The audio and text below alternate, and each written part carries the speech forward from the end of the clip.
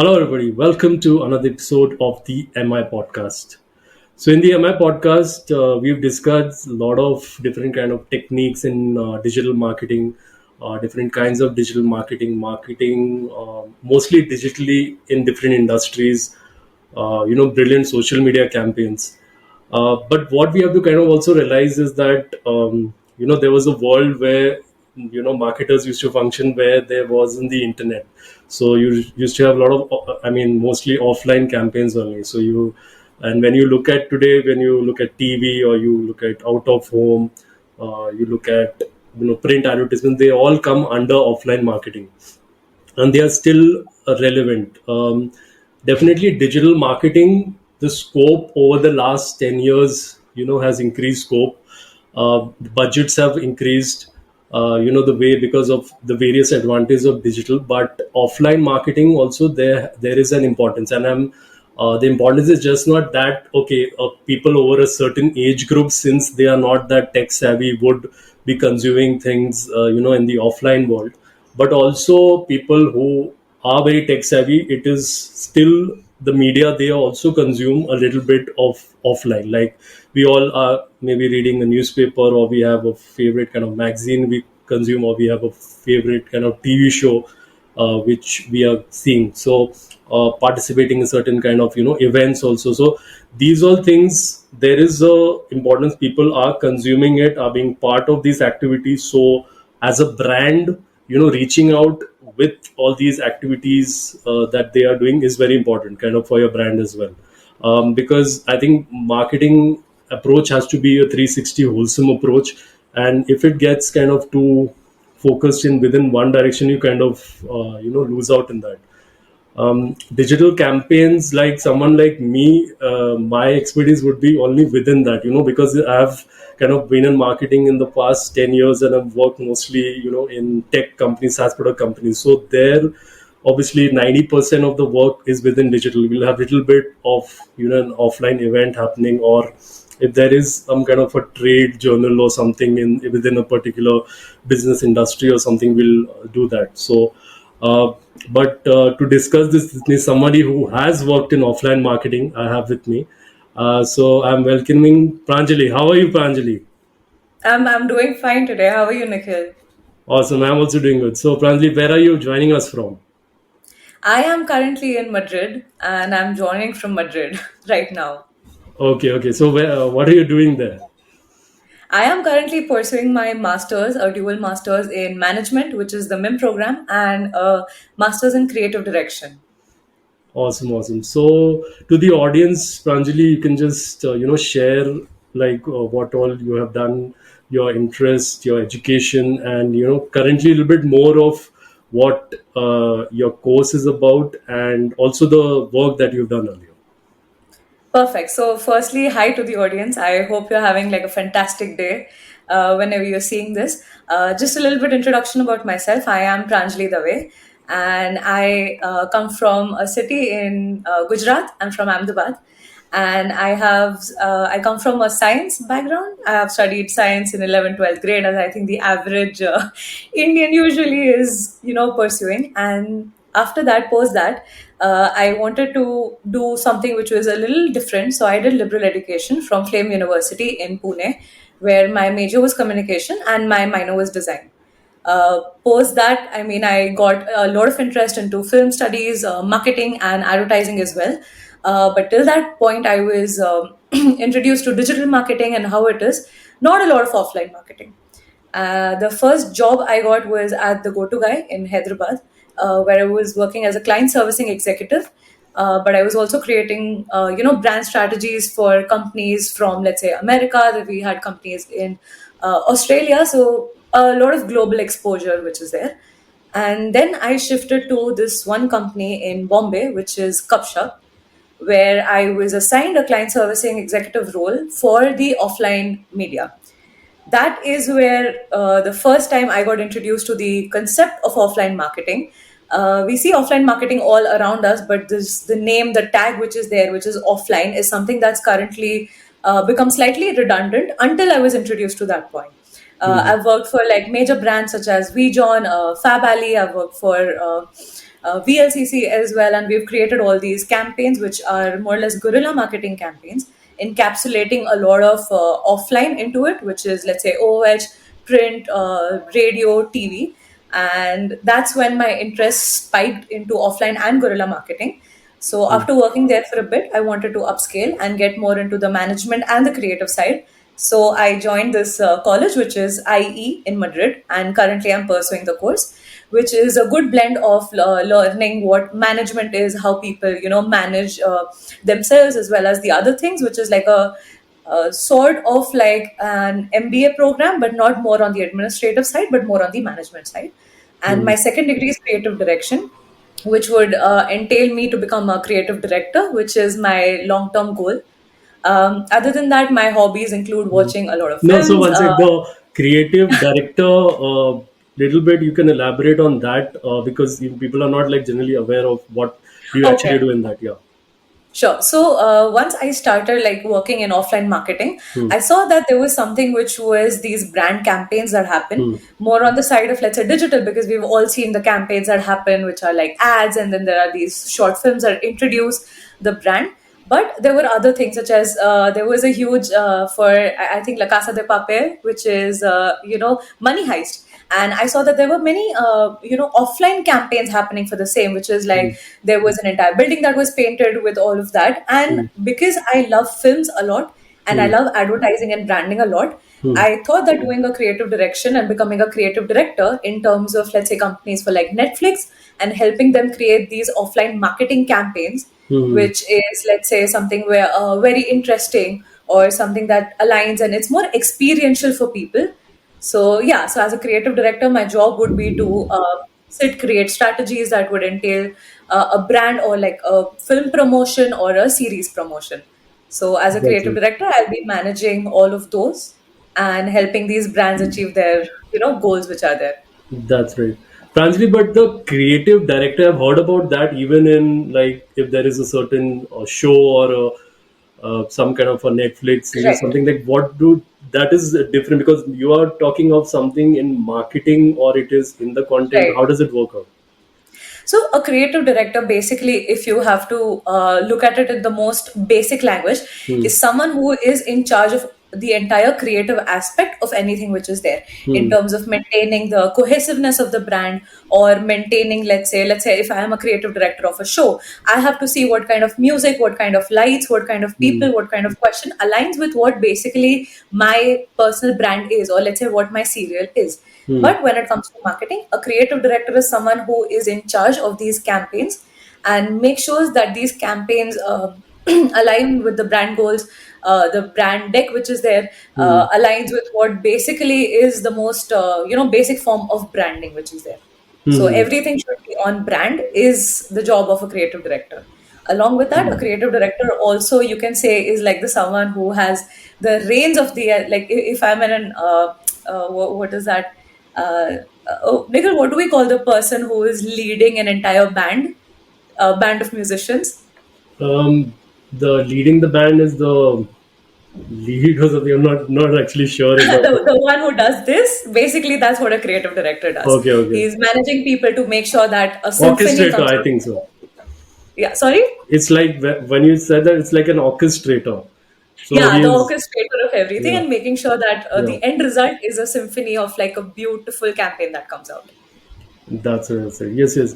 That's interesting. So I think there's a lot of scope in like because like when I said I'd heard about it in different even entertainment shows and even now in major marketing agencies also. So there is Correct. quite a bit of scope within that, and the importance will kind of increase. Like I had a podcast I think with Siddharth. He was a Hmm. brand solutions guy in Sony Pictures. So Okay. yeah, he was also telling me about I think some creative directors he's working with, because that's how do they showcase that within the reality shows, like Correct. the brand where it's more seamless, because Yeah.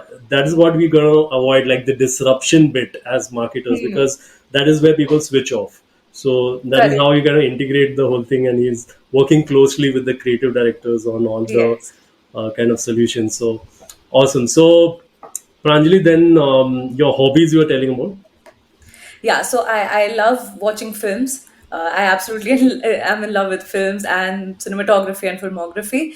Along with that, I love reading a lot and I do write as well. And I Hmm. was fortunate enough to publish my book back in 2017. And other than that, I love everything creative. I love dancing. I love creating like That's right. paintings. And Your yeah, that's book, like a like you very can tell a little bit, like what it was about. yeah, so the name of my book is Nameless, which was a wordplay on the ironic aspect of it. Nameless is a compilation of poetry poems, Hmm. and it shares my experiences a lot into metaphors as to what I have felt, what I am feeling, about a little bit about human nature, a little bit about love, hatred, and all of that. So that basically is Nameless, and the tag is basically for the emotions sometimes that you feel but you cannot put it into words. I Hmm. have made an attempt to put those emotions into words. That's right. Yeah, Pranjal is also an interesting thing. So, like, like when your kind of emotions, you're putting it in words, like in a poetry and all.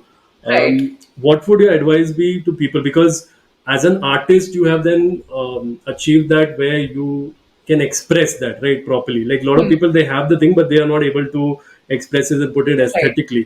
So, what would your advice be to them where they want to write something creative on their own, and like a process in terms of how to put down ideas and how do you put it in a structured way and all that? So the first step is to start, Hmm. because most of the people I've seen who are really creative, very creative in their minds, but they have this one bias that they feel that they're not good enough, and Hmm. hence they never start doing the process. Hmm. Like if I feel that I'm very good at writing shairis, but I am not able to put it into words, they don't start it as well. The Hmm. first and the most important step is to start. Once you start writing, once you start looking at it, and you have related it with a lot of emotions, because I am sure that any artist, whenever they put out any work which is there, they are very emotionally connected with the same. Hmm. So the thing is that once when you start writing, you start listing it down, you start listing down your ideas, you start, even if you want to write a novel, you just start with one chapter or just the first page of it, the creativity fluid in you is going to flow. Hmm. So that is going to happen. Then, in terms of structure and everything, is something that is secondary. First, after you have created something, Hmm. then you can sit and check whether this is something that, how do you want to portray it or how do you want Hmm. to put it forward. So Hmm. then, working on whatever piece you have done, maybe editing it out a bit, or maybe adding a few more things into it that you feel are relevant, and giving it a lot of time.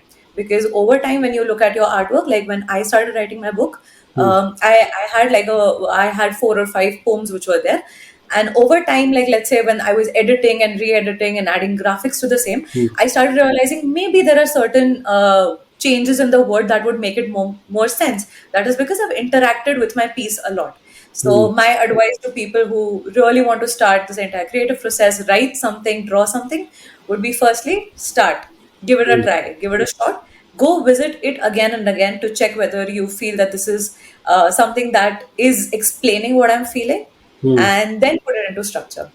And That's for right. the people who still, yeah, for the people who are very like scared whether or not their creative piece is gonna make sense to a lot of people, you can always get an editor on board who is gonna help you That's right. throughout the process. That's right. I think overcoming the first stage, like there's a the major pain that is that to put initially something right down that okay what you're feeling, and then once you get in that flow, because the I think the overcoming the first stage only is somewhere people don't Correct. go across that Yes. they feel too much, like it's like for example a writer's block kind of thing in initially only. Yeah.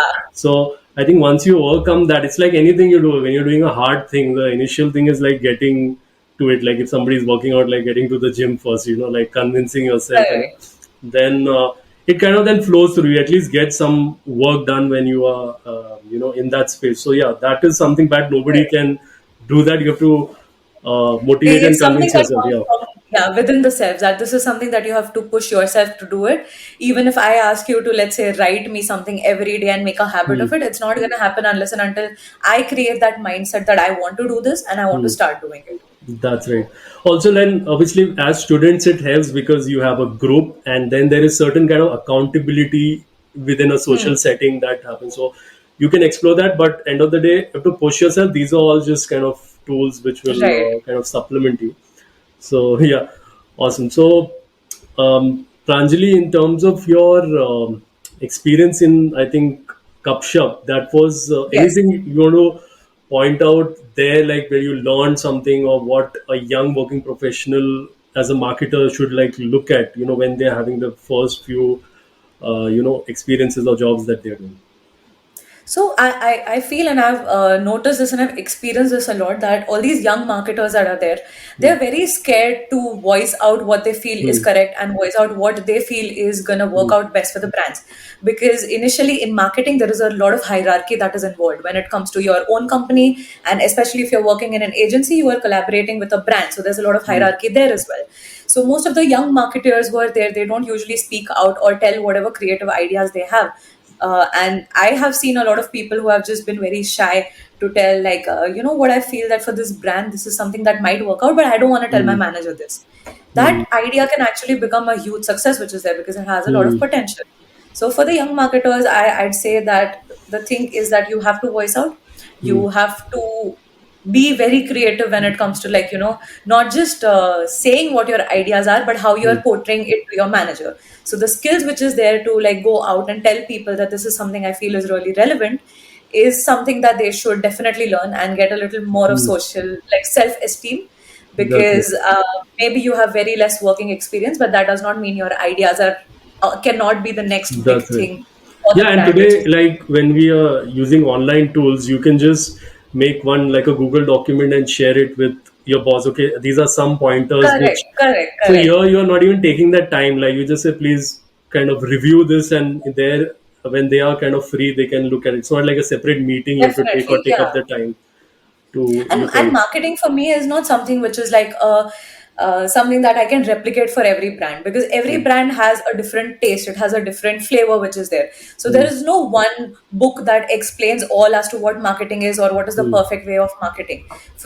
For the brand, if you relate with it a lot, if you have in your Hmm. head that I think this is something that is very relevant to the brand, Hmm. and if like I'm super sure about it, I'm creative about it, Hmm. I can go and talk to my manager about this, that I feel this is something that can really, work, or Hmm. maybe I can showcase it to my other peers which are there and ask them to like help me to, Hmm. pitch these ideas to my manager.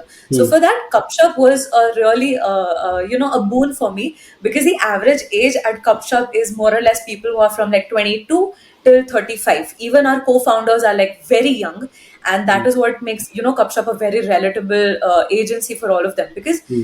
um, every day something new is going to come into marketing. And Hmm. people who are also, I mean, you have been like 10 years into the business which is there, right? Hmm. But there are still certain things that, let's say, someone who's 10 years younger than you is Hmm. going to be have more creative, like a more creative way of looking at it than you, Hmm. because That's they're it. young.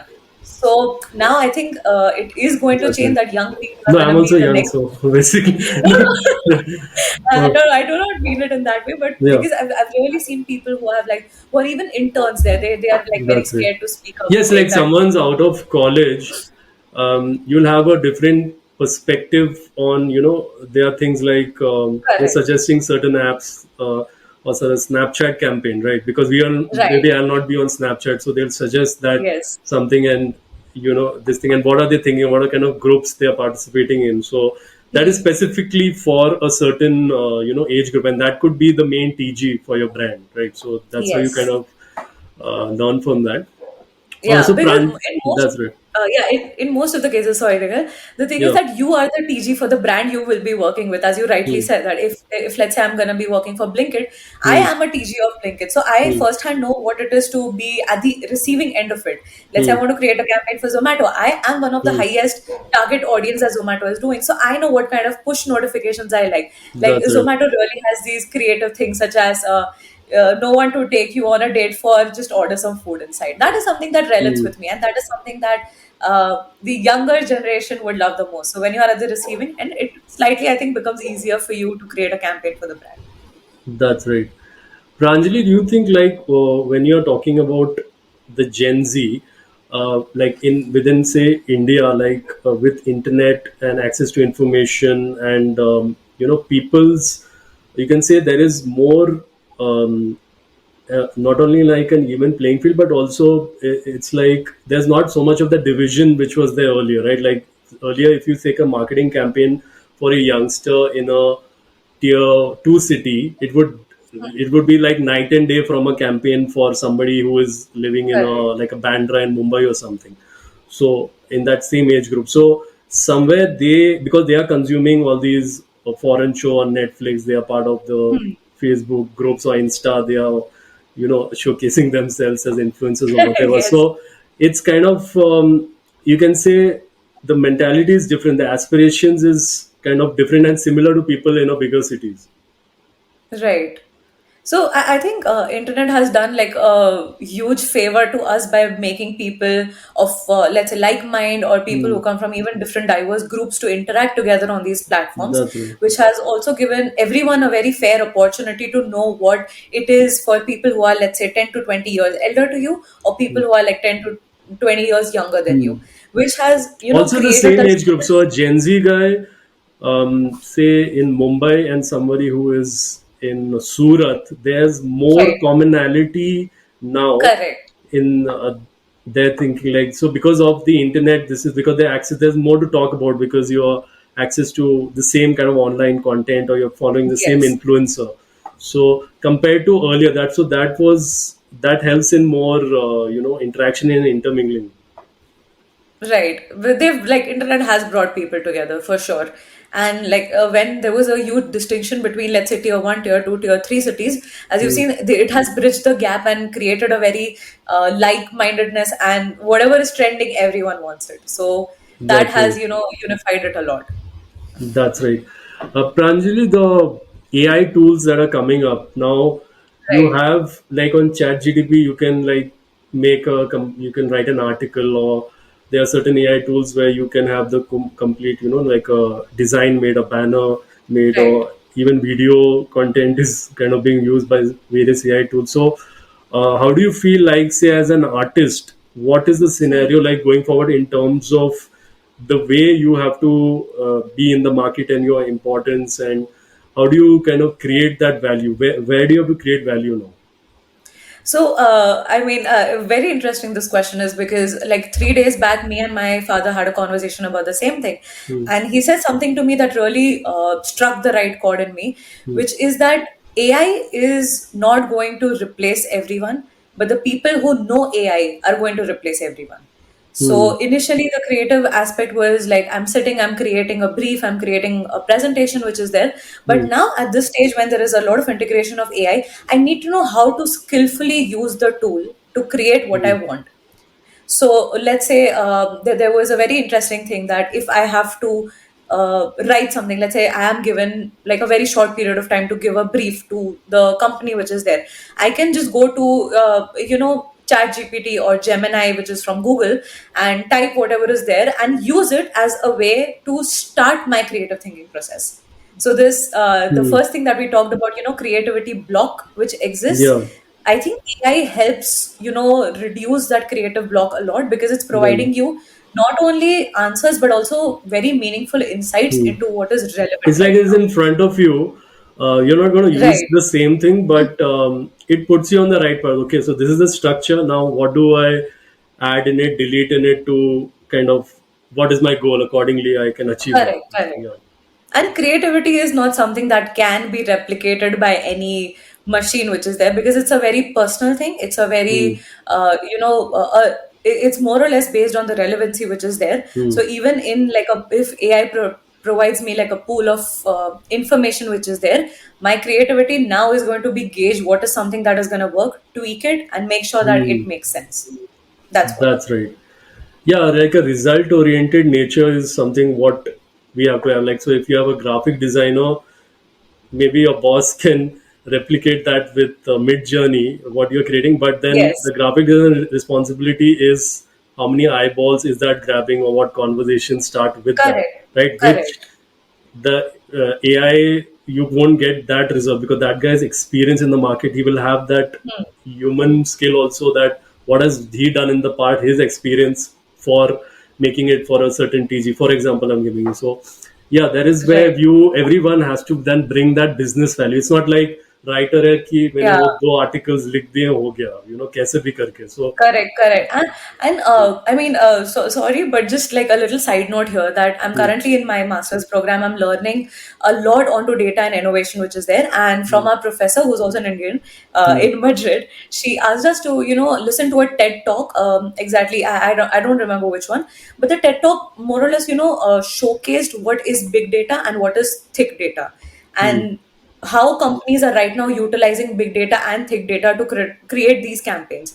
So, in terms of, let's say, AI, which is there, let's say we have a lot of data, we have a lot of information which is there, but including thick data, which is more or less the human anthropological side, like, let's say, surveys, or let's say conversations, or these feedbacks which are there, integrating both of them to create something very meaningful. So, the same way with AI, I feel, is that we need to get that, thick data sense, which is a lot of humanness to it, to make sure that we utilize it as a tool to get to the end goal, which is there. But without the human part of it, I think even the most best brief that you provide to ChatGPT is not gonna be sufficient enough for someone who has worked in the industry for a lot of time. Is what I feel. Awesome. So we'll come to our topic of discussion, Pranjali. So about offline marketing. So firstly, you can like paint the picture about it. Like what is offline marketing in terms of an overview of the same, and what is still the relevance of it. Okay. So, as I think Nikhil rightly mentioned in the initial conversation in the introduction, which is there, that offline marketing is more of a very traditional form of marketing that, uses experience as it's one of the major, fundamentals, core fundamentals for the same. Offline marketing more or less includes something which are the banners that you see, which are OOH, outdoor. It includes TV, it includes radio, it includes newspaper promotions, print ads, which are there. And mostly, and most importantly, which is like my area of interest, is guerrilla marketing campaigns or experiential marketing campaigns. Now, why offline marketing right now is very different than online marketing is that offline marketing creates something which is non replicable in terms of the digital sense, which is providing the person a first hand experience, which is a physical experience that exists. So let's say right now, if you know that there was something which was very trending, which were the cred ads, which were very minimalistic out, like OOH ads which existed, but it turned a lot of eyes towards what cred is, because they utilized a very minimalistic format. It wasn't a lot of information on the same, which incited the audience into thinking, what is cred, why is it here, and what is the purpose of it. And then people, googled what cred is, and it really Hmm. helped a lot for them. So that is offline marketing. Most of the companies right now, even in this day and age, are utilizing a lot of offline marketing which exists for whatever their business goals are. And in my opinion, offline marketing drives them slightly, quicker than what online marketing does. That's right. Pranjali, also I feel now the when you like obviously we talk about digital marketing, it is mostly like if you're talking about laptop or your mobile and all. Um, with now these devices coming, like I think Apple Pro was just launched. Vision Just Pro, yes. Vision Pro.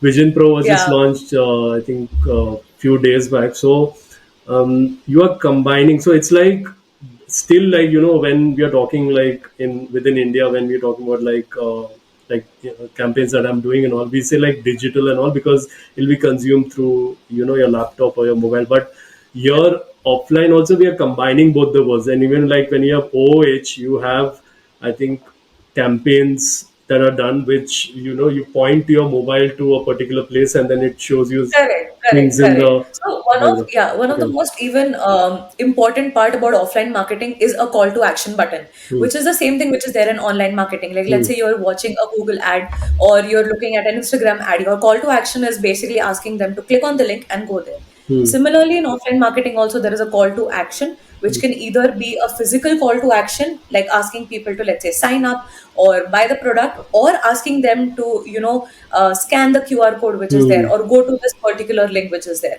So offline in general not only is, into itself, but it Hmm. also facilitates a lot of online marketing that exists. That's right. That's right. Yeah, I mean, because we can kind of get confused when you're like designing your activities, but I think that's where the lines will blur with these devices, that what is offline, what is online. You're combining, like, even in that, I think Vision Pro, I was seeing that it's combined, like your screens are all around and you're walking in your house or something. So it's like, as a marketer, you think, what kind of campaigns or how you can kind of connect with an audience with these devices, because there's a Correct. future like going forward. So how do you kind of, so that's where the approach. And I think Mark Zuckerberg had talked about this, in his, I think, previous one podcast he had with Lex Friedman. So he said that because with our devices, firstly, the 2D thing is there. Like, you don't feel, firstly, say on video calls or this thing, you are really Hmm. interacting with the, Interacting, correct. yeah, that is there. So that was his like major thing. Also with digital, like, it's not related to like movement, like we are just sitting in front of that screen or your books and all that. So Hmm. this is where the, with these other devices, you are also out there in the real world, and that interaction is happening, which we Right. associate, like, now, as of now, like, say within India, like an offline would be when you actually going out and you have an outdoor campaigns, or you're going to a particular event or something like that. So let's just say now we have to know all these old campaigns also that we did offline, which were successful, analyze them, and this can then, Hmm. with the new world that we are kind of entering with these Right. devices, how this can be kind of utilized. Right. Very interesting word this is, phygital, Yeah. which encapsulates both, physical marketing as well as digital marketing. Hmm. And most of these companies are right now using a lot of phygital campaigns to gather all the target audience that they have and create something which is like super interactive and super experiential. That's right. Pranjali, then if we can talk about like just basic offline campaigns, like, still, why is there a relevance, and why companies are still investing in it? Okay, so when we talk about offline marketing, there is we look at first what is the more or less what is the general goal of the brand at that moment. So more or less, the brands have very, you can like put it into words which are brand awareness. Either they want to increase their sales, either they want to increase brand loyalty or increase their customer base or target the audience that they have not targeted, and the sixth one being venture out into newer cities which are there. Hmm. Now, why businesses I feel should still invest in offline marketing is first and foremost that there are a lot of people who, when introduced with something digitally, do not find it to be credible Hmm. rather than having a first-hand experience with it. So I'll like we at Kapsha we worked for Blinkit, which was there, and Blinkit was fairly new at the time, and they wanted to venture out into tier two and tier three cities, where currently Blinkit did not exist as a name which was there. Now, if I'm giving people targeted ads to download Blinkit, this is something which is like a grocery at your doors thing. People are not gonna really believe it unless they know what it is and they have seen the brand.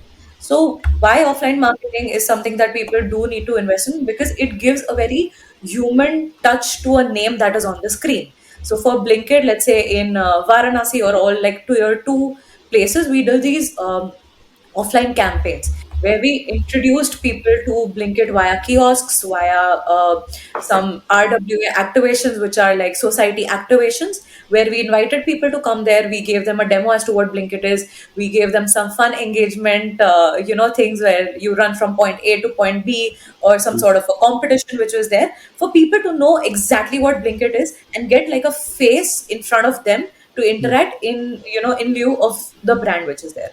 What Hmm. happened then is a lot of people did their first order through the campaign which was there then. We almost got 60 people ordering on the spot through the Blinkit application for the first time. And then we did a survey and we saw that those people have become like very loyal, advocates of the brand as well as users of the brand. Hmm. So for me right now, when I see that when brands want to venture out into something where they have not ventured before, or they want to heavily focus on something which is brand awareness, even to get like on point sales, like when you want to sell something at the moment, offline becomes like a huge path changing thing for them, because then a lot of people, a lot of person interact with them and have a conversation which leads them to changing into customers. And in digital age right now, that we see that a lot of people usually are on their phones, or they're consuming a lot of media. There is offline marketing also becomes something that's super refreshing for them. Let's Hmm. say I have a brand which is there, I'm looking at ads on Instagram for the same, but then I go to a mall and I'm seeing that they have a kiosk set up there and they're doing something really interesting there. I will be tempted to go and check it out as to what is happening and what is there. So that way I think offline is like super relevant.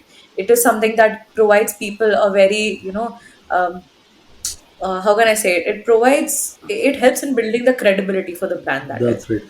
The So, yeah, startups, the apps like in the tech space, when you are coming up for a certain kind of service that you're giving, when you started off with an offline efforts, there is a higher chance because digitally, firstly the advertising costs are kind of increasing and reaching the consumer digitally is correct, becoming in terms of the investment is it's kind of increasing all the time. So when you have these offline efforts and you are directly connecting the consumer, you have some initial traction. So the right, the purpose of starting these apps is that people log in, create their accounts, and whatever use the services. So, and most of the correct, successful apps that we see today, which are also named, they started like that, like those offline efforts directly, connecting with the end consumer, and then building that credibility. The founders would have been in those events and interacting that what is the benefits of service or whatever about the industry, what kind of problem we correct. want to address. So yeah, that is something where you can kind of use it. And Yeah, especially yeah. for startups, the first thing that is that these startups, they, of course, they start small. That is how they build on something. Hmm. And when you're starting small, the most important thing for you right now is to do a lot of hyper local marketing. Hmm. That you need to at least gauge the consumer which is right around you Hmm. to ensure that there is some sort of an interest from their end. Hmm. And for doing something which is like super hyper local, digital, I mean, it does help you when you're putting the target audience, you're putting the location and everything. Hmm. But when you're there on spot and you're doing a campaign that is like super hyper local, Hmm. you are going to build a lot for the brand there and then itself, rather than waiting for the ads to work, for the ad campaigns to work. So yeah, for startups, I think like this entire thing is super. That's right. I mean, trying out because in person, like digital, also, the if you get all your statistics data from that, it can like mess up with your perception also, right? Which is not maybe in reality. So Right. there have been a lot of like when definitely when you were in college also, I think certain college related services or something apps or these kind of people would have had some kind of kiosk or something and interaction happening with you. So those you would have experienced even like if you're working in companies, you have some service provider for that. Like say it could be a service about some documentation related or Right. services for insurance or something like that, which is not like salesy. You're like finding out a problem and Hmm. how an app can kind of overcome them. And when you look at Right. smaller cities, still when you have the lowest common denominator when you're connected, it is offline still, right? So Yeah. where they'll not kind of you can't tap that market really without offline efforts. Right. For me, offline basically is something that should be like an X factor, like an Hmm. awe factor. That when you look at a campaign which is there, you need to be stunned by the same. You Hmm. can be stunned by something that is in the media. You can be stunned by, oh my God, this is a very nice or a very creative ad. But Hmm. when you're utilizing offline into it, you're building something. You're Hmm. creating something that is going to gauge people's interest. So for digital, you are going to the audience, but Hmm. in offline, the audience comes to you. Hmm. So that is also something that is like, very interesting for offline marketing. That's right. And you like that kind of customer, like where there is a certain need and where he is gauging something, and he is actually going to approach you in that kiosk or something. That kind of customer then really will be like a very. If you take a lifetime value, is much higher than somebody who Correct, just correct. maybe clicked on an ad, maybe just was trying out something and then was not really Yeah. interested in it. So yeah, that's where you can kind of that is where the importance of offline is.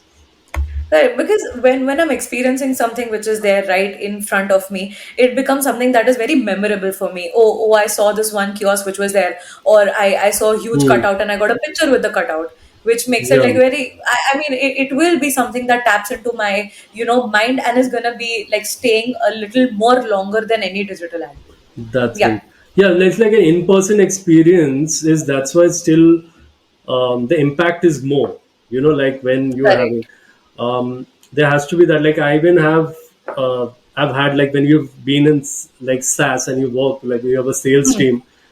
There have been cases like I've been on a certain call and the salesperson is also not even switched on his camera, right? So these Hmm. kind of mistakes I don't think you should make, because in person, at least a face to face interaction will person will remember you, or there is some kind of Right. back and forth feedback that happens. So that you kind of have to recognize that in person interaction will be remembered more, and it's a cluttered. The digital world is kind of cluttered, Very cluttered, oversaturated, oversaturated. honestly. So, like with lesser resources and more of an in-person experience is what, and people actually, want that because they're feeling within themselves that emptiness of their in-person experiences or real-world experiences not happening. Correct. So they Correct. Like also I interact mean, more. Yeah.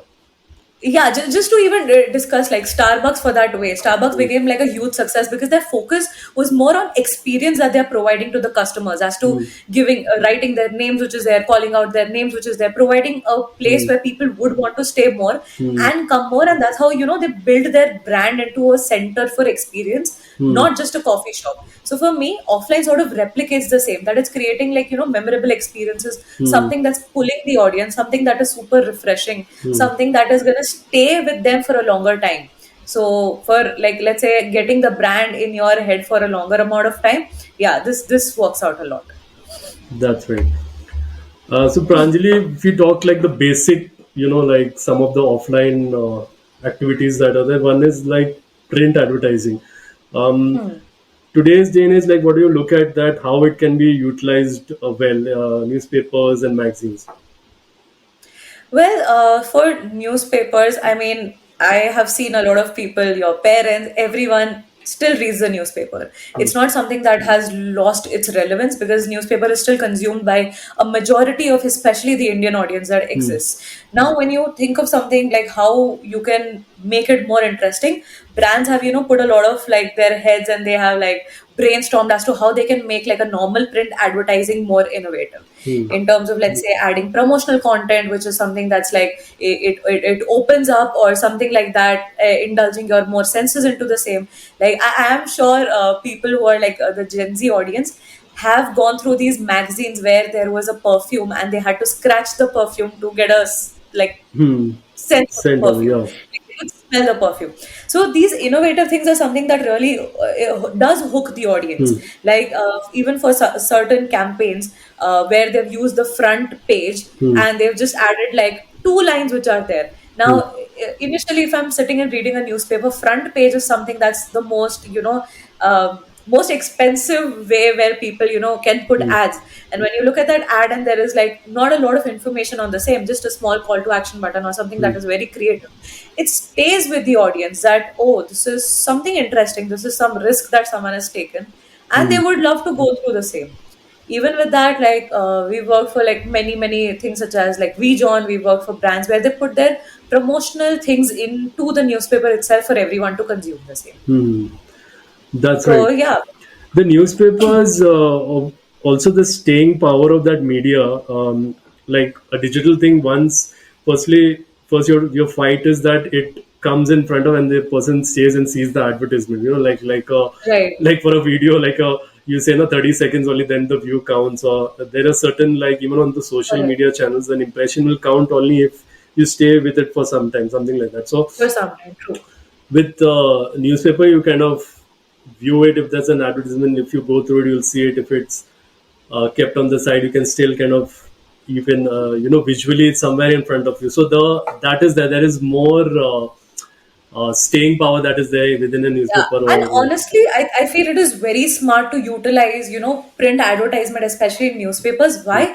Because in Indian culture, everyone knows that the first thing people do in morning is chai or newspaper. This is yeah. something that they really like. Like Hmm. I'm not gonna like just wake up in the morning and start consuming media and ads. I would Hmm. hate it. But let's say I'm opening the newspaper, I'm seeing something first thing in the morning. psychologically it's something Hmm. that's going to stay with me. And if it's something that I'm really going to like, I'm going to be like, Hmm. oh, I think this Boat earphones, like Boat did a recent ad with Ranveer Singh where it was nothing, but it was for, I think, Boat Nirvana, where they Hmm. just had a picture of Ranveer Singh with inside, and there was like a very aesthetic background of like a trance. So Hmm. the first thing I'm seeing in the morning is this, and my thing was, okay, Hmm. maybe I like this product, maybe it's something nice, and I'm gonna buy it today itself. Hmm. So even that, getting it, like doing the first thing in the Hmm. morning, is very smart for like print Yeah. advertisements. Yeah, you And a look lot of at it companies, and then you'll kind of, if you don't know the brand, you'll kind of look it up. You look it up and then, Amazon, what are the, it starts that, you your get into day starts the with that funnel, like for advertisement, and a it does not marketing feel point of heavy. view, he enters your funnel, right? When with Correct, that, correct, with correct. the, that print advertisement. So Pranjali, the magazines, what do you feel like? Because a lot of magazines over the last 10 years have kind of shut down on, like they're not operating because it's not kind of profitable or not many people are buying it. So how do you feel you utilize magazine? Because magazines also there are different categories. Could be like just a general entertainment or a specific niche about something, or it could be a business or something. So what do you feel how they can be utilized? Like if I look at certain brands that are very premium and luxury brands, Hmm. uh, not just like getting their ad into the magazines, but maybe promoting it a little indirectly. Like, let's say there is a fashion show which is there, and a magazine is covering the fashion show of the event, which is, let's say, sponsored by Gucci. That gets into your head like, okay, this Hmm. magazine consists of something which has the brand in it, so I get the brand name from there. Hmm. Now, I know a lot of people, like even the magazines which are there in these flights and everyone, no one is actually sitting, opening, and reading them. But there is a category of people who are usually, in my opinion, are into the luxury branding segment, Yes, yes. where they consume a lot of, yeah, magazines which are there yet, because it's something which is like something that they've been doing for a lot of years. They've been following Exactly. the same. Even getting those magazines on digitally, like getting the magazine digitally. So yeah, it depends brand to brand, what is it and what kind of avenue is something that you feel is going to, make sense with your TG the most. That's right. But yeah, Yeah, the I relevance mean, is I something. think, let's be honest, like somebody purchasing a magazine is more or less kind of a thing of the past, But Yeah. where magazines are utilized, like when you talked about flights and, when you go to a better hotel, you Hmm. will have some magazine there which you will kind of go through it, right? Even it could be, I've seen many which Yeah, are, just that's right. just like 2 3 pages or something, Yeah. just for like time pass. But yet, if it has something information that is related to something brand, it's gonna stick with you. That's right. That's how you kind of utilize. Like, so if somewhere is gone to a particular city in Shimla or something, and you have a magazine, you've kind of paid for an advertisement within that magazine, and it's about your some unique shop you have selling certain goods, or it could be some kind of a package like you're seeing certain places or something. So those will Correct. have impact in that form there. So it's like, how do you utilize? Obviously there have to be, now we are shifting to like, okay, there'll be a free magazine in placed in certain places where a certain Hmm. people, the kind of people are coming, like even in a flight, like you are most of the time, like you will be tempted to kind of read that whole thing, right? There is a lot of, there is a Yeah. 1 hour flight, you will, or even a half an hour flight, you can, it'll be like a 10-page kind of magazine, you can kind of quickly Hmm. go through it. Like you don't want to be, okay, I'll see a movie only at that time, how much can you interact with these kind of How devices? much will you interact with Yeah, it? Kitna is like how much screen time are you going to keep at the end of the day? that's right, that's right. Can we pause for 1 minute? Yes, yes. I just want to have some water. Awesome. So, Pranjali, we'll come to, let's say, the broadcast advertising, like television ads and radio. Also, there is, a relevance of them where a lot of people, especially in the morning when they're commuting to work, they still hear, radio channel, because obviously today you have Spotify and Apple Music and all these things, but still you don't want to then go and change music, make playlists and all that thing. You still, like, if you log in, you hear your favorite RJ and then you look at whatever is the today, even there are specific feeds within the radio channels that is of certain Right. kind of genres of music, so you would go on onto them. And Hmm. where I'm even specifying radio would also come under, like when you have Spotify radio and these kind of things, right? So Hmm. where it's not like you have selected a certain playlist. So in both these kind of advertising, like where do you feel what kind of businesses can still utilize them in a proper way? It's not like just a disruptive kind of advertisement come, or you kind of, when that break comes, those 5 minutes Yeah. you kind of go away from the TV and then come back. Right. Uh, I think when we look at this shift in the trends that has followed in terms of consumption of the media which Hmm. exists, tier one is something that I feel that right now TV and radio commercials is something that is slightly not that relevant. Hmm. But when we look at, the geological locations of, let's say, tier two cities, tier three cities, and different income groups in those, in those tiers as well, you see that TV and radio does a very good job in those areas. Hmm. Like, let's say I am in Chandigarh and I want to promote my show, which is there, which is an upcoming new show. A lot of people right now, let's say in Chandigarh, Mohali, all of those places, they do prefer listening to radio. They do have their one set thing that I am going to sit tonight with my family and I'm going to watch this, let's say, the Indian version of Dancing with the Stars Hmm. or something like that. So the relevance right now in tier one might be slightly less, but in tier 2 and tier 3, radio and TV are at a boom, because we've seen most of the companies right now who want to target these segments want to invest a lot and buy these slots and buy these radio Hmm. advertisements which are there. Even for something again that I mentioned, something Hmm. which is very hyper local, radio does a very good job, because when I was back in Ahmedabad, I used to hear a lot of real estate ads back home Hmm. in radio. Like, even if I'm in an auto rickshaw, usually auto rickshaw people keep the radio on, which is there. They have this thing where they're playing this, or even Hmm. cabs for that matter Yeah. play a lot of like radio, which is there. So indirectly, I am getting all of that like from their end. Hmm. But yeah, so tier one, not so much, but yes, tier two and tier three, definitely there's a lot that can happen, and it's like a very potential market for people who want to like grow their brands. That's great. Yeah, because like when we talk about broadcast advertising, it would only include it, like you would assume that you have that break that happens in the programming and then the ads are playing. But then Right. if you have your brand solutions teams, when they are working for something Hmm. integrated within the content also. So you have a show Right. on television or a radio, but you integrate certain things which is in the main show. We are kind of shifting to Correct. that, because the Yeah. breaks then, like if you take a general format which Hmm. had been followed on TV, you have like 20 minutes of content and 10 minutes of Hmm. advertising, right? Hmm. Now that is kind of changed. You're seeing that Yeah. where certain things are still kind of like, if you have reality show, that kind of thing, it is integrated. Even Yeah. even within the show, if it's a fictional show also, they have a little bit of integration, and the ad time is kind of reduced. They are utilizing in some different ways where that ad time is reduced, because people are kind of switching off from that. So Yeah, so that is actually very interesting. That's known as brand placement. hmm, So a lot of like these, even in movies, if you see, there have been hmm, like very smart brand placements that have been done. Like, if you remember the movie which was there, Fir Hera Fairy. hmm, Domino's did a brand placement in Fir Hera Fairy. They did hmm, not mention Domino's. There was nothing. It was just a box which existed, which was of Domino's when they're eating the same. hmm, And after that, there were a lot of people who wanted to try what Domino's is, and that's how hmm, Domino's, like, a paved way for that market. So hmm. not just advertisements, but yes, this brand placement, which is like very innovative form of brand placement, is something that these brands can utilize right now. Like, there are many shows, like even as you said, reality TV shows, they always come like sponsored by, and then the like, even for that matter, if you there's this one show that everyone watches, right? Big Boss, Hmm. if you know that.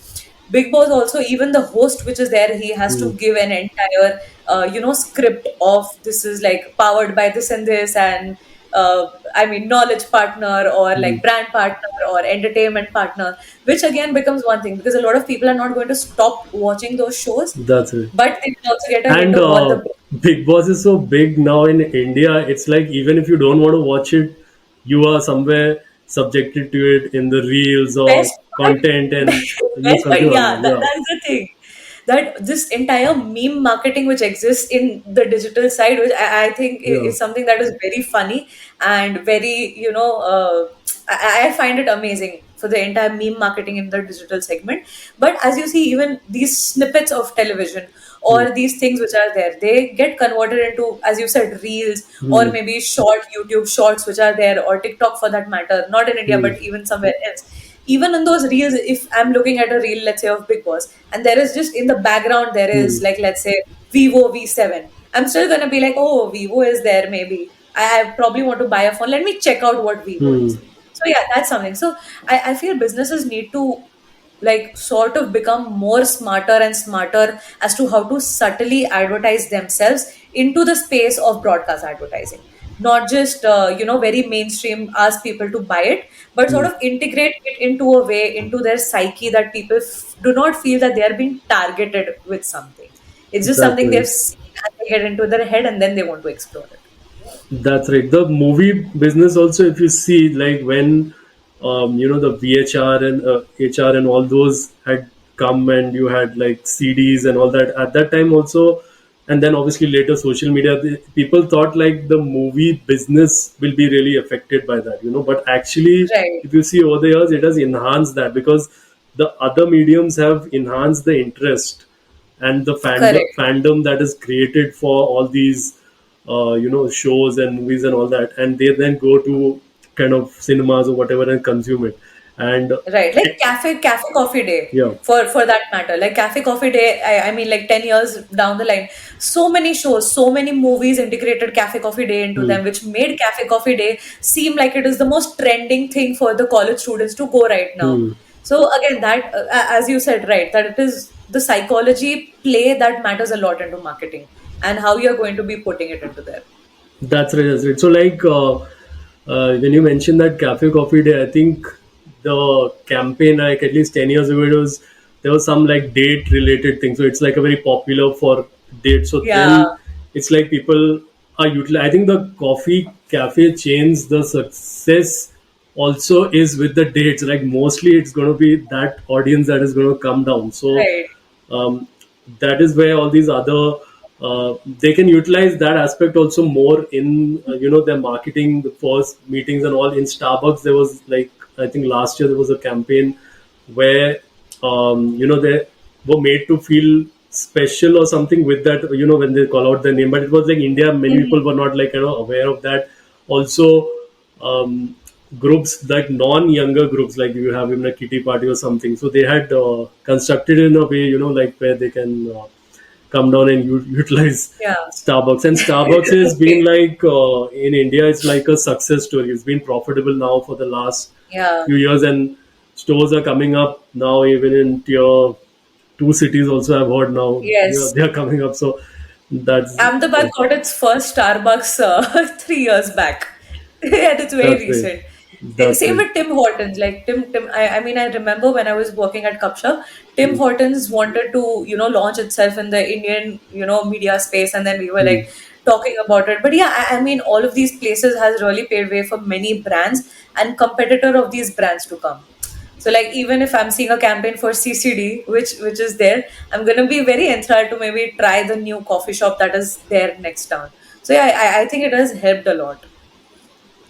That's right. Pranjali, we can then talk about OOH, how these are kind of utilized. Like you have media planners, and then they plan out, as per location base, what kind of strategy and what kind of locations and other cities that your campaign can Right. be covered. So I'll tell you how we approached OOH advertising when we were like, creating a pitch deck for a brand. Firstly, let's say we've selected whatever the business goal is. Maybe let's say for now, let's assume that the brand wants to create brand awareness. It's a new brand, but it wants people to have the name. Now the brand is, let's say, basically for let's take QMath. QMath is a new age learning platform which teaches mathematics um, to students. Now what I do is I select these locations. Let's say I see locations near schools, I see Hmm. location near colleges, I see which are the high traffic locations where all of these information is available to Hmm. people who work already in the marketing and operation side Hmm. as well. because they've accumulated all these data and it's also available from vendors. Hmm. I look which is the highest traffic place where I think if my board is there Hmm. is going to be helpful, and I put a QMath board there Hmm. and I integrate it with a CTA. Let's say I've kept a QMath advertisement. Along with it there is a QR code. Scan the QR code and maybe you will get the chance to get 2 free sessions. Now let's say Hmm. I'm walking towards my college and I see this board and I am very, I am going to be interested to, at least scan the QR code Hmm. which is there. Another thing that even OOH does in this way is, let's say, there is a blank board that says scan the QR code Hmm. to get more information, which is very minimalistic. But people, that sense of curiosity which is there is going to get them to interact with that media more. Initially, like I think 10-15 years back, when there was not a lot of digital into the picture, slightly these might have become boring, but to increase a lot of visibility these were great. But now with the advent of digital which is there, a lot of these OOH has also made a phygital campaign through their advertisements. That's right. So And the it's like best, the digital. I mean, when you have like companies like signpost and all, you have a digital screen. So that increases the capacity. Like, earlier, it was just like fixed, you know, a printed. So normal yeah, yeah. fixed one. Now we have these interesting OOHs which are like, let's say, the shadow falls in a certain way Hmm. and it becomes something else. That's Or right. let's say there is like a cycle which is working there, which is Hmm. like, a 3D billboard which is That's also right. there, and even digital Those are, I billboards. think, those So are more in the innovative campaigns under a yeah, fixed, element of print only. right. Digital is where I think there is a screen and then you can kind of play whatever within it, and you can run Yeah, multiple advertisements and utilize that multiple space. Yeah, ads. that's right. Yeah. And I think the most interesting thing I find about OOH right now is the placement of the OOH. Hmm. Now, I think yesterday I saw a campaign for Valentine's Day where Tinder, I think, did an ad where it was written, "Need a date? Download Tinder." Hmm. Right next to that billboard, Blinkit kept an ad which says, "Need dates," like Hmm. the dates, the Hmm. reason one, Hmm. download Blinkit. So these brand wars which are there is also a very interesting concept that has existed in the OOH space. Like Hmm. I remember there was another ad which was like दूध मांगोगे खीर देंगे, and That's then right. another one posted something which is like similar to the same. And that way brand wars has also become an interesting way for to increase the visibility, because not only my own element, like my own advertisement, which exists like Hmm. alone, then I have another ad which is sort of like also bringing attention towards my ad. So it That's has right. become like a very combined form of like marketing which is That's there. right. It's like Right. as So a yeah, marketer, when you see that advertisement, so they would have been kind of hands on in that process that we can utilize, like you mentioned, the Tinder date thing. So then some Blinkit correct. marketing person would have, seen that, have the messaging and would execute it like Right. quickly, have that, thing in place. Utilize, because obviously they're different companies. So I don't think that Correct. integrated. But Yeah. there's also another interesting thing. That let's say I am a marketing agency, and both of these are my own, like I am working for both of theirs Yeah. marketing. I can create a campaign which is utilizing this, funny That's right. meme That's right. thing to market both of them. Because I know for a fact if I do this, there are people who are gonna take picture and post it on media. So yeah, That's right. that is That's right. also something interesting. That's right. I think now in the way like augmented reality, also you're utilizing it, right? Like you have certain places, I think, is a board. Then when you put your phone on it, you can see all the augmented reality elements also. Maybelline did that. Maybelline Yeah. did this one campaign where you like just open your phone and look at it. There is a huge life-size mascara which like Hmm. sways it. Even these VR integrated campaigns which are there. That's So right. That's right. yeah, So yeah, that's where the relevance is. Then how it's, as I said, now you're open for that offline, and now with technology you're utilizing digital elements also within that. So yeah. correct, correct. Awesome. So, Pranjali, if you talk about the most important, I think, for offline marketing event space and also sponsorships. So, Hmm. keeping an eye on, what all events can be sponsored by you, and how do you, utilize, because you have your TGs divided into different segments. What kind of Right. events? Where are they participating actually on ground? So, how do you kind Hmm. of utilize have a strategy for this? Okay, I'll start with telling you one campaign which we did for Lee, and it was with Cupshop that this happened. That Lee was opening their flagship store in Bangalore on Church Street, and they wanted people to know that this is the first store that is opening, and it's gonna be great. I want more people to come there. And like 4 days before the campaign, Levi's opened a store right next to Lee, then Hmm. before the store opening of Lee. So everyone was in a gush as to what to do, what is it that we can do to get people to come to our place rather Hmm. than go to Levi's. So what Lee did was wait for the real denim campaign, where IPL was going on. So what people did was we got promoters to go into the stadium, Chinnaswamy Stadium, where it was written that we will wait for the real denim, and there were promoters who were not wearing pants; they were in Hmm. their boxers, and Hmm. they're going there, and people are looking at them and they're asking what is it, and they're like, just come to this location to find what the real denim is. Hmm. Then they did a march in front of the Levi store as well with their boxers. Hmm. And then they integrated a campaign that if you come to the Lee store, drop Hmm. your pants, you get free pants. Hmm. So these were things that, I mean, if I am someone who wants to buy a pair Hmm. of pants and I Hmm. see someone walking around That's in right. boxes with this Those are technique that, like you know what, in your face campaigns where if you don't want to yes, look, also it'll get your attention, even if person is not. definitely. Yeah. Like imagine people in watching a cricket a Hmm. cricket match in boxers, and they're just Hmm. standing there. Hmm. And a lot of people were asking, a lot of people, and we Hmm. managed to generate a very high footfall for the store opening.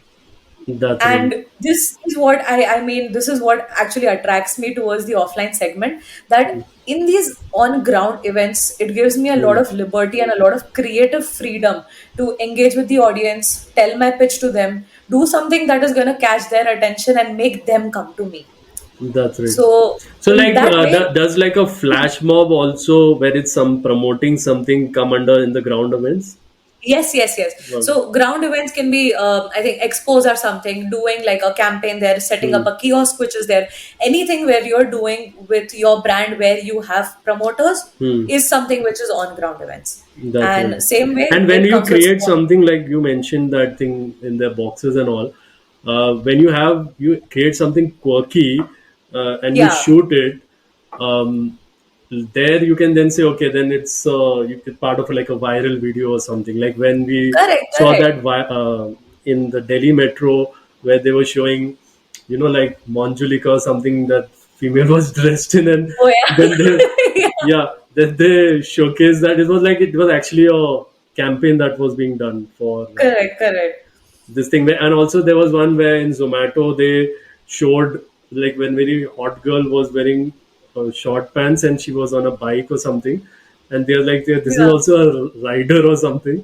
So that became like that video became viral, and then I'm not right. sure it was from Zomato or what was the thing, but there was some element where it was a paid. Obviously, why will you put in that effort and pay a model to Right. do that to this thing? True. But it's like Even a with quirky thing, Uber. then it goes online And viral. then it Yeah, becomes viral. Correct. that's right. So Uber also, I think, did the same thing where if you know this one comedian which is there, I think Hmm. Akash Gupta. Hmm. Uber got Akash Gupta to go on like random Uber rides with Hmm. people. So let's say today morning I book an Uber and I go, and there is Akash Gupta with me in the ride, and that's Hmm. entirely being recorded. So Hmm. people they started to order Uber more thinking that maybe they're gonna get to spend time with Akash Gupta. Hmm. And then this entire thing was shot. There were conversations, there were very like, candid conversations that happened inside Uber. And then they posted it on YouTube, and it Hmm. became like highly crossing.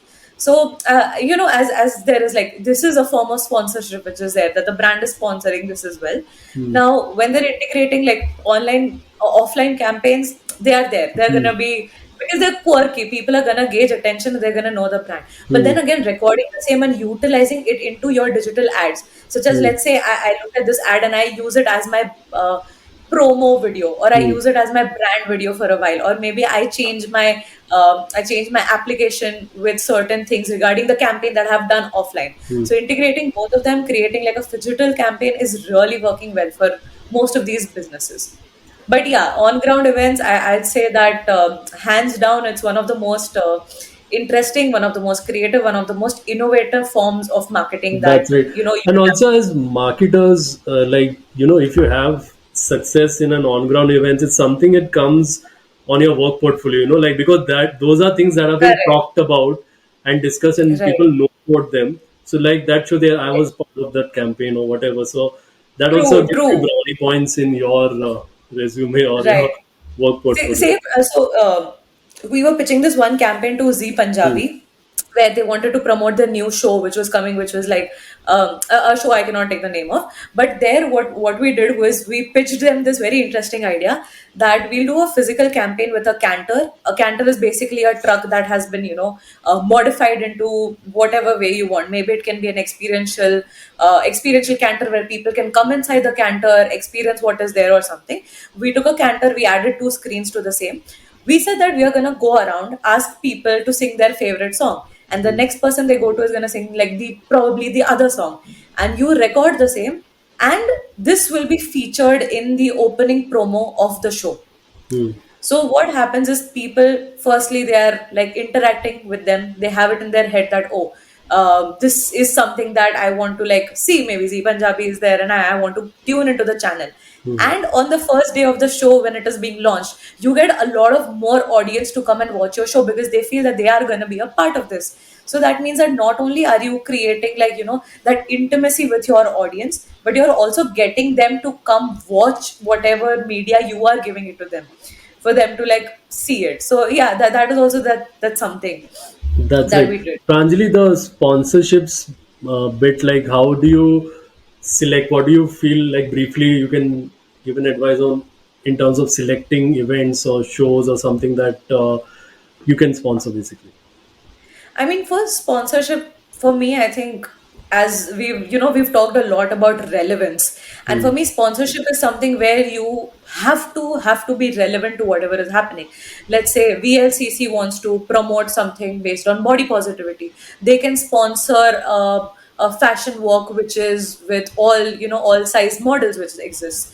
Or maybe let's say I want to I'm going towards a more greener initiative, I can sponsor an event for maybe an NGO. So sponsorship not only becomes a way for people to gauge with your brand, but also tell a brand story in terms of sponsorship. Let's say I am sponsoring a show which is on love. Let's say Hinge is sponsoring a show which is on love. It builds a brand story Hmm. that this is what I am and this is what I'm actually giving my money to, which Hmm. makes the audience not only see that, oh, this is what the brand stands for, these Hmm. are the brand values that exist, and this is what, the brand Hmm.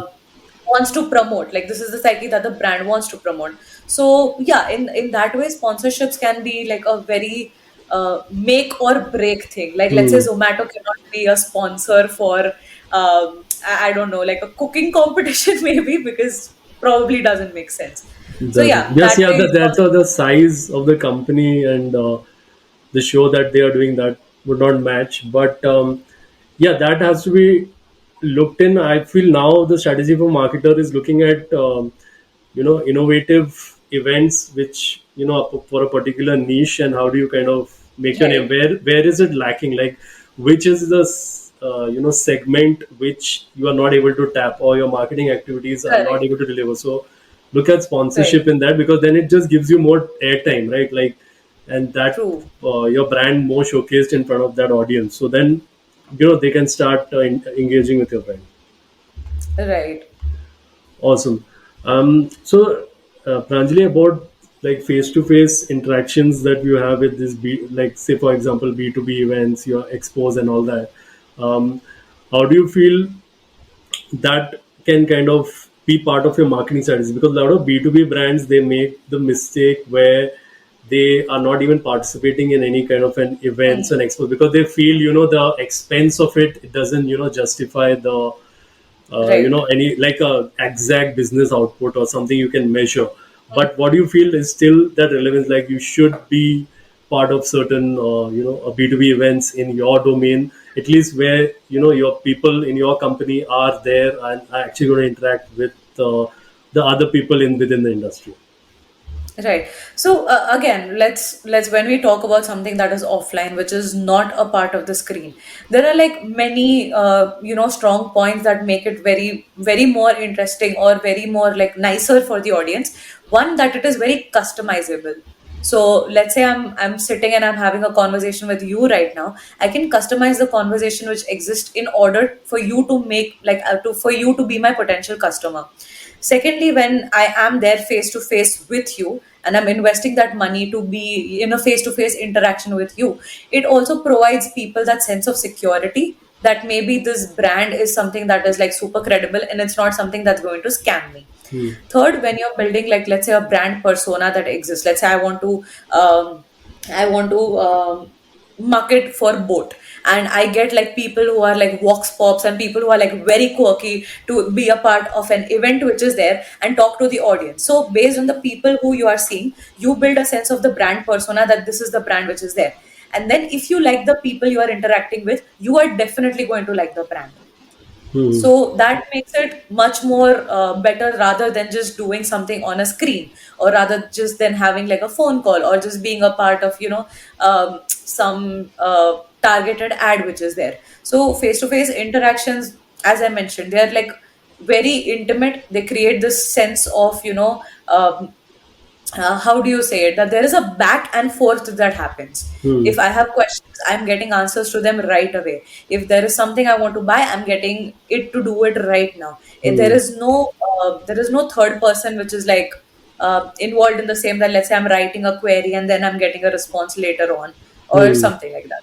So yeah, in that way, face-to-face interactions, especially in events that you're doing, or especially in, let's say, definitely for B2B ones which are there, there are a lot of industry talks that happen. And based on the industry talk, let's say I am someone who is like really interested into data, and there is a company that is a part of like an industry event that is happening based on data, and I come to know about the event through the same. I am going to be much more interested in knowing about the brand rather than if I've heard it with someone. That's right.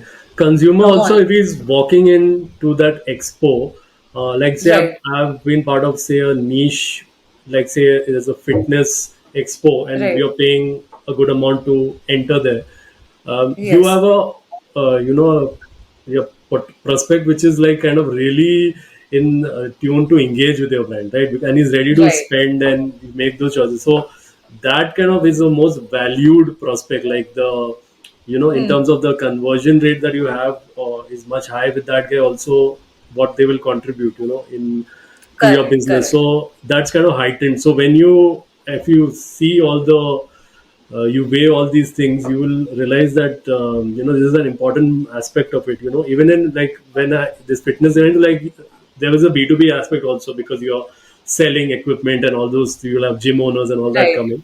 But B2C aspect is there, because if I discover certain protein powder or something which is kind of innovative, I like the taste right there. So then because in digitally, how can you kind of tap in? It's Hmm. very difficult to you have to Correct. design a lot of ads and all that, lot of expense. So True. And you're you're giving like in especially in B2C, let's say I'm working for, as you said, like hmm, let's say a new like Amul is launching a new flavored drink and then they hmm, want people to do it. So you're going in the market which is hmm, out there and making people taste what it is there, hmm, getting first hand information as to are they liking the product, are they not liking the product. If they like it, you're gonna be buying it. hmm. You're going to be buying the product. So in that way, it also gives you a great opportunity to not only sell your product, create brand awareness, but also get feedback firsthand from the consumers, that what is it that can be changed for this particular brand.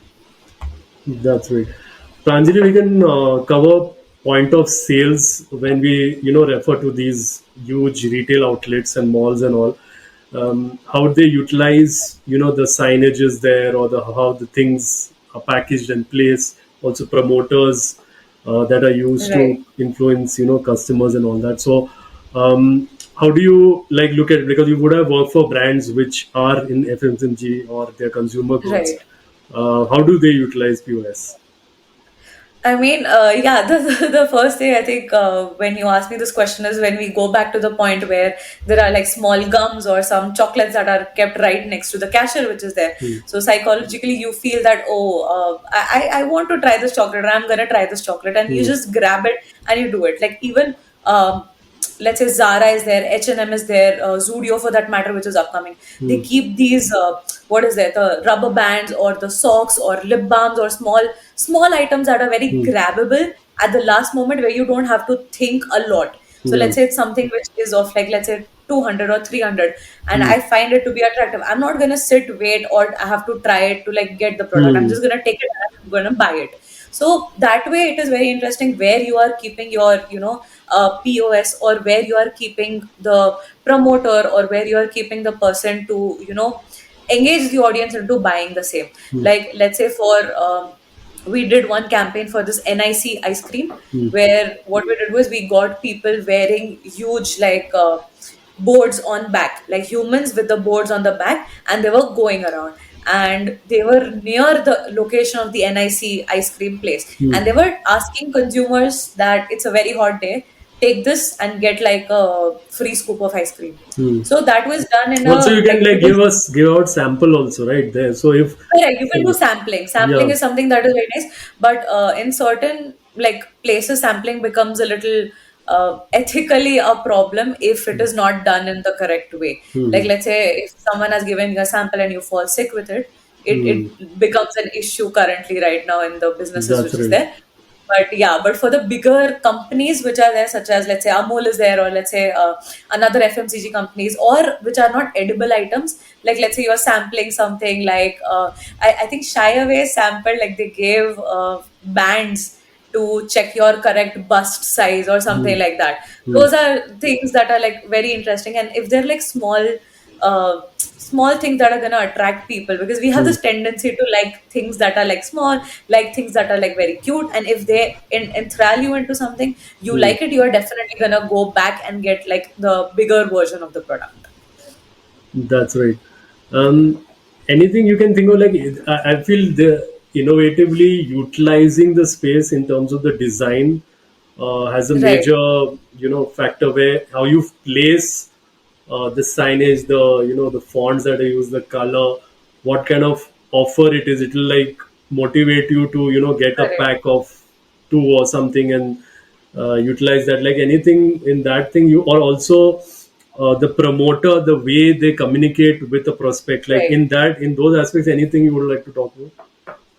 I mean, I don't know how true this is, but I've seen this one person who talked about why malls usually take like a lot of time from you, Hmm. is because the malls have been constructed in a way where there is no daylight that's coming in, where there is like all of them are like Hmm. slightly rounded, so people do not get to the exit, and more or less at the end towards the exit of the stores are the most trending stores, or the most trending thing. Like if you see, H&M is right next to the entrance, Hmm. McDonald's is right next to the entrance, Hmm. KFC becomes right next to the entrance. Hmm. So what is happening, that people do not want to leave the place, they want to like keep coming back to the same thing. So Hmm. using that ideology when it comes to like the POS which is there, when you're doing on ground events, it is very important for you to like select the location which is perfect, and it's not somewhere like people are just going to see and go away, because Hmm. then also it creates a wrong brand impression on the people. Hmm. So the location, the people you select, the way the people behave, it becomes like very important. Like in digital, you have one ad, you are posting it, but here you have people who are representing your brand. You have certain signages, you have certain things that are representing your brand. Hmm. You can't have like a sanitary pad branding right next to a trash bin. It does Hmm. not make sense. Hmm. So that way, as much as interesting, marketing is, you really need to be like, you have to make sure that wherever the brand placement is, wherever you're Hmm. placing the brand, or the people who you are asking to sell the product Hmm. are in a way that represents your brand end to end. That's right. So the store, but in the execution process, the store manager is who is like from the company goes to execute this with the store manager. So let's say if I'm doing a sampling campaign, or I'm Hmm. doing a brand promotion for some company, which is like an FMCG company in, let's say, right next to a college. So there are people who are known as the promoters who Hmm. come and who are given basically a brief as to this is how it is. Hmm. These are your goals that you have to do, and this is how you have to dress up. Hmm. Like So usually they this are is being in done by the marketing person has to. do this, like train the. Yes, Okay, the agency who's generally an taking care agency. of the marketing campaign is responsible for doing this. They're responsible for training the people. They're responsible. So, like when we were Hmm. doing, campaigns for, That would also be with the stores. So, like an agency generally is going to the store manager, the representative, and then correct, correct, correct. making. So Okay. we are in charge of getting the signage boards. We need to Hmm. find which signage board is perfect. We need to buy the signage board and then the company pays us. We need to get in touch Hmm. with the store managers. So basically offline works a lot of networking as well. That how strong of a network you have, how much availability you have in terms of like wherever you want the signage, and Hmm. how good of like how strong of a team you have who are your promoters who are going to be promoting the brand. That's right. That's right. Yep. So it's like on ground, there is in terms of your network and reach and your team. It's so kind of important in executing these Correct. activities. And the agency, then that's where the skill along with obviously experience would come in, and you kind of review that. Right. Awesome. So, Pranjali, you can cover you were talked about, I think, the guerrilla marketing, which you kind Yeah. of did interesting campaigns. A little bit about that. Any interesting campaigns in that? I mean, if you look at what guerrilla marketing campaigns have become, most of them have become like trending viral videos. Hmm. So we can find a lot of guerrilla marketing that is there. One campaign that I talked about was Lee that we had done. For Hmm. Lee, there was this entire thing that they were dropping their pants, which was very interesting. Then again, for I think there was a brand which is like either it was D Decor, where we created an experiential canter. So you can walk inside the canter and it gives you the feel of a store, Hmm. and that canter goes around, moves around everywhere to, let's say, societies or high footfall places, and you ask people to come inside the canter and then they buy on spot. So we increased the sales of that entire interior design firm which was there, either I think D Decor, to get people to see it. And once they saw these canters as well, they walked inside the canters. They were very happy that they were very like it was slightly interesting that you sell ice cream on the road with ice cream trucks, but you don't sell curtains on the road with Hmm. your brand. They found it really interesting, and that like worked a lot. Uh, Personally, for me, I think there was another campaign I think which was done by Dove, where there was an entire there was a wall in which it was stuck that. There were very misogynistic comments written there, very misogynistic, like females cannot work in corporate or something like that. And down below it was written, tear the page if you feel these comments are wrong. Hmm. So people went there, they read it, and they were just tearing the entire wall down, which showed how much people are interacting with the media. It is something that you're engaging people with. It's something Hmm. that you're telling your brand story, that this is what Dove stands for. And thirdly, it became a huge campaign where people were like literally going around there and like pulling it apart and showing how they feel this is wrong. So Hmm. guerrilla campaign in that way is like super interesting, super nice. And I think when it comes to marketing, Hmm. there is one thing that we do not want to lose out on, is the ethical form of marketing. Right now marketing is used to sell things, Hmm. but it can also be integrated to provide a good social message for people. Hmm. Because marketing, you're already spending a lot of budget, but then if you give some sort of you're removing some sort of social stigma, you are getting more people to interact, it becomes like a great way for us to grow as people as well. So I know this is not explored a lot, but marketing, ethical marketing, if done in the right way, can influence people to do a lot of things, especially in the guerrilla marketing space. That's right. But do you think guerrilla marketing is more, the triggering and getting quick attention from them, doing controversial things, that's more like of guerrilla marketing, or that is not the right way to approach it in a long term? It will not do good for your brand. What do you feel? I mean, I feel guerrilla marketing is something that can either be like a hit or a miss. Hmm. If done in the correct way, it incites a lot of attention. It incites a lot of people to come. But if done in the wrong way, it can again give like a very wrong impression of the brand. Hmm. Like I think for Axe did this one campaign where at a bus stop they were sending some sort of a fragrance Hmm. for people, and they were capturing their reactions and Hmm. doing that, which is like a very interesting way. But certain times it may not work out. Hmm. It might be a problem. So that's why we need experts who already know what kind of campaigns are something that are gonna make sense, and some campaigns that are like not gonna make sense. But yeah, guerrilla marketing something is like very quick, very catchy. It allows you, like, because you are a part of something. Hmm. You are not only looking at the marketing campaign, but you are a part of the campaign yourself, which makes it, it makes it very, you feel a part of the brand itself. And that way, I think it enrages you to buy the product more. That's right. Lastly, Pranjali, we'll explore giveaways because that's a popular form of building a kind of a goodwill for yourself when you are giving a certain kind of incentive for brand advocacy, or somebody who show loyalty in your brand, and you're giving out something as a an appreciation that you have for that person. Hmm. I mean, who does not like freebies? If I'm getting a freebie from some brand, which is, let's say, like a band, or let's say some t-shirt, or let's say a bag, I am going to use it because it's something that I've gotten for free. That way, in that sense, a lot of brands are very smartly utilizing giveaways and freebies in a way to, indirectly market themselves. Like, let's say I have given out freebies, or I am just, with every newspaper, I am giving out one small sticker packet of, let's say, which is branded by Zomato, and my kid is like using those sticker packs to use in their notebook in a way that it's like now becoming a form for people to like see the advertisement as well. Secondly, as I said, free products, everyone loves it, and once you are a part of the free product, you feel that, oh, the brand has done something for me. Like if I'm getting like a bottle, or let's say I'm getting like a bottle cover or something like that, I feel that the brand has given me something, which makes it for me feel that if I see the brand next at a store, I will want to buy it. Hmm. So let's say I have gotten like Amul, for that matter. Let's say Amul has given out freebie chocolates to everyone there. Next time I go to a store, I see Amul and another competitor brand. I'm gonna remember that, oh, I got this one chocolate from Amul for free and I liked it. Let me try this another box of thing. Maybe it's gonna be the same. Maybe it's gonna be good. So that is there. Secondly, there are other things, such as like when you are interacting with like, especially in on ground thing, let's say you're interacting with the promoter has to give you something.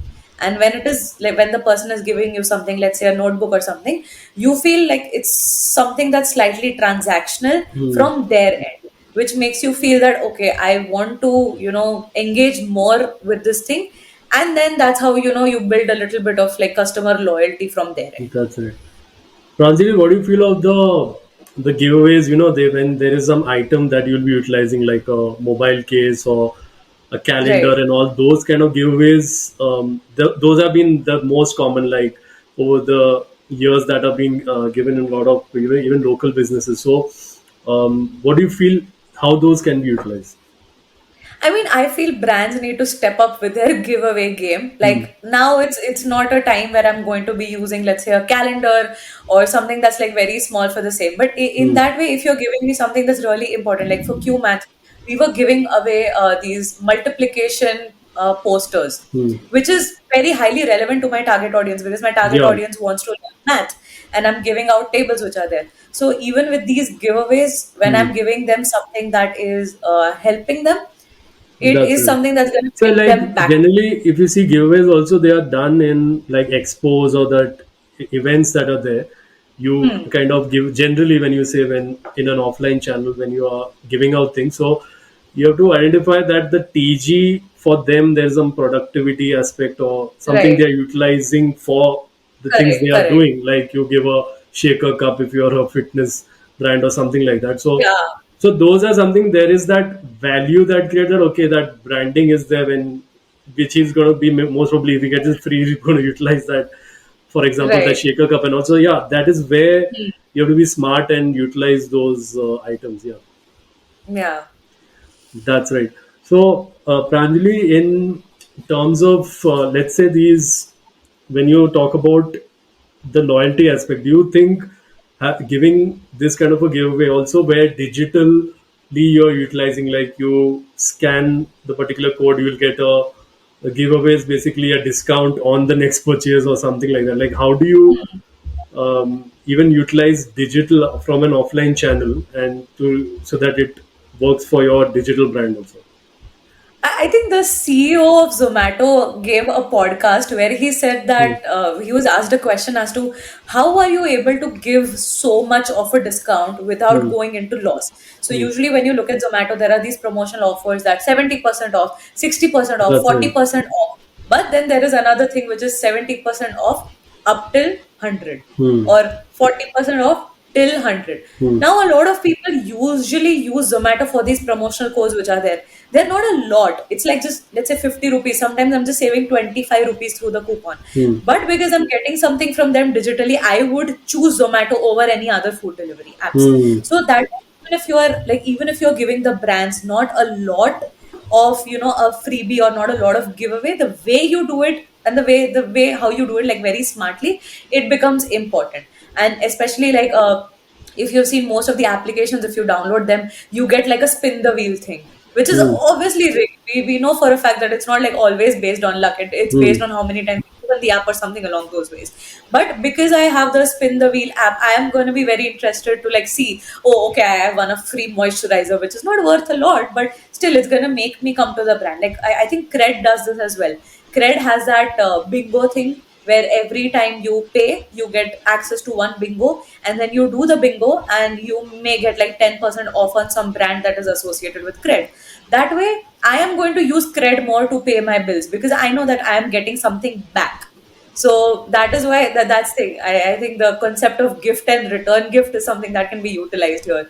That you like if you're asking the audience to pay for something, you give them something back as well, which is going to make you choose your brand more, because now there are like hundreds of competitors of any any product that you see, any service that you see. And even if I've created a brand today and it's something that's very unique, in next 1 or 2 years it's not going to be unique. So I think marketing in a way and giving these giveaways or doing something that is going to keep your audience, like keep the audience attracted to use your app, is something that's important. And giveaway becomes a very good gateway for the same. Awesome. So I think it's been an amazing podcast here with Pranjali. Pranjali, thank you so much for taking out your time and joining us from Spain and having a great discussion here. No, thank you so much, Nikhil, for inviting me for the same. And I think it has been like really exciting for me to be here, as well as learn a lot from your end about, offline marketing, and also get a perspective from someone who's not a part of offline marketing, to see what people think about offline marketing and what is it in offline marketing that it you find more like, interesting. And I think I can utilize all of these to, help me with my journey as well when I go and become a creative director. That's right. So, Pranjay, any closing words like now in terms of the offline marketing in trends or how it can be utilized? We have all these huge tech companies or digital brands also, how they can look at it in the strategy in this year. Right. So I'd say that right now, without just focusing everything on digital, phygital is something that is gonna be the next way and the next, right thing to do for all of these brands. If you look at any brand, if it is B2B, B2C, sales, FMCG, consumer related products, anything for that matter, phygital campaigns are something that are gonna make sure that your audience stays with you, your audience knows you better, and the audience formulates a good impression about the brand with you. So, yeah, in my opinion, digital is the right way to go. And offline, as much as I know, it's not taught a lot in colleges. It's not taught a lot, and it's not a subject that people usually discuss because they feel that it's something that is declining. In my opinion, it's not declining, and right now is the time to sort of integrate all of your marketing with these both segments and try to create a campaign that is gonna work in both of these favors to have a successful one. That's right. Awesome. Thanks a lot, Pranjali, for your time. Thank you so much, Nikhil. It Thanks. was it was great, and yeah. Yes, yes, awesome. And to the audience, please go to the MI podcast. We are available on Spotify and all other major podcast networks. We're going to have many more interesting guests coming on the MI podcast, sharing not only about the topic or what they specialize in, but also their personal journey and how they have had their achievements and overcome challenges. Also, subscribe to us on our channel MI Modern Intelligence, that is on YouTube. So thanks a lot. Thanks everyone. Thanks for your time. I'll see you all. Take care.